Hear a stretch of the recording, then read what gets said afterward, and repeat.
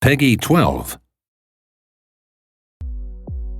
What's going on, folks? This is Filthy Rich from Namco Bandai Games, and in this video we're going to be talking about customization, weapon variations, as well as showing you off a couple of bosses that are going to be in Armored Core 5. So everybody loves to customize, and it's a huge part of Armored Core 5, and we're going to get right into the weapons that you get to choose from. First off is kinetic energy. It's the easiest weapon to use in the game, something that everybody's going to be able to understand as soon as you jump in. Really good at close range, but something to really help you step up. A couple of examples that we get to use and show you is the pistol, rifles, shotguns, and some of the crazier ones like Gatling guns. Now we're going to move on to chemical energy. This is a great weapon for mid-range players who like to play out of range and also very well versed against armored and slow-moving enemies. A couple of cool examples that you're going to be able to choose from are battle rifles, howitzer cannons, and also some of the lock-on missiles that are in the game as well. Now moving on, last but not least, thermal energy. Probably the most advanced out of the three, does a huge amount of damage, but also requires accuracy and finesse when in use.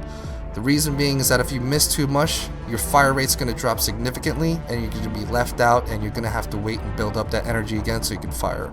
A couple of cool examples that you can get to choose from are pulse machine guns, laser rifles, and everybody's favorite, the energy sword. So we just got done talking about basic weapons, and now we're going to show off one of the ultimate weapons in the game, and that is the Grind Blade. This is your go-to melee one-hit killer, everything you want in a melee weapon, and I think something everybody should be gunning for.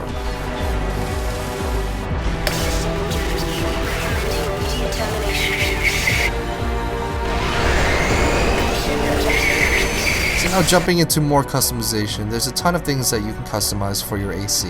Everything from your arms to your legs to what type of generator you're going to go ahead and jump into the battle with is all completely up to you. But every single one of these aspects of customization are going to depict your playstyle and how you want to play Armored Core 5. A brand new addition to the Armored Core series are these recon units that all players are going to be able to lay out through the map. They're going to help you scout through walls, recognize enemies within range, and for all those awesome players out there, you might even be able to stick them on your enemies.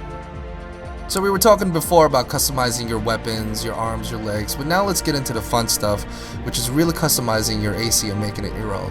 And we first start off with deciding what color you want your AC to be.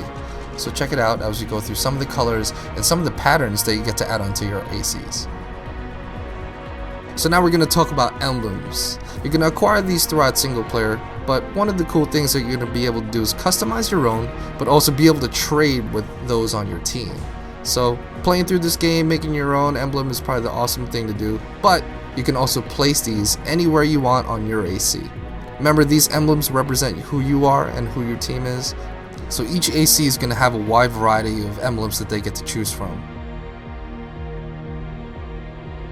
Jumping into it, not only can you do that, but you can also add a ton of decals onto your mech, bullet holes, oil splatter, the whole nine, really show off that your AC gets down and dirty. So here we go, showing you off a couple of customized ACs that people have made just to give you a nice understanding of the limitless possibilities that you can come up with for the customization feature of Armored Core 5.